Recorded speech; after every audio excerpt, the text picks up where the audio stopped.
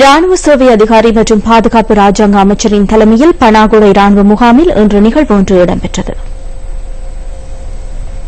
பாதுகாப்பு ராஜாங்க அமைச்சர் ருவான் விஜயவர்தனவின் தலைமையில் நடைபெற்ற இந்த நிகழ்வில் ஊனமுற்ற ராணுவ வீரர்களின் குடும்பங்களுக்கு விருசர வரப்பிரசாத அட்டை விநியோகிக்கப்பட்டது. இதன்போது ராணுவ அதிகார சபையின் தலைவர் அனுமா பொன்சேகா மற்றும் பாதுகாப்பு செயலாளர் கருணாசேன ஹெட்டியாராச்சி உட்பட்ட குழுவினர் கலந்து கொண்டிருந்தனர்.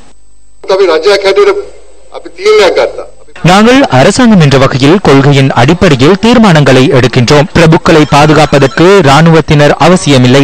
அவர்கள் நாட்டை பாதுகாப்பதற்கே இருக்கின்றனர்.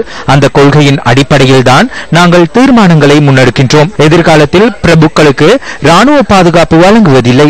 இன்று நாட்டின் ஜனாதிபதியும் பாதுகாப்பு அமைச்சருமான மைத்ரிபால சிறிசேனவிற்கான பாதுகாப்பினை போலீசார் வழங்குகின்றனர். பிரபுக்களின் புதல்வர்களுக்கு நைட் ரேஸ் ஓடுவதற்கு ராணுவத்தினரை பயன்படுத்தி மண்மூடைகளை அடுக்குமாறு பணித்தனர். வீதிகளை சுத்தப்படுத்துமாறு கூறினர். நாங்கள் அரசாங்கம் என்ற வகையில் இவை அனைத்தையும் நிறுத்தியுள்ளோம்.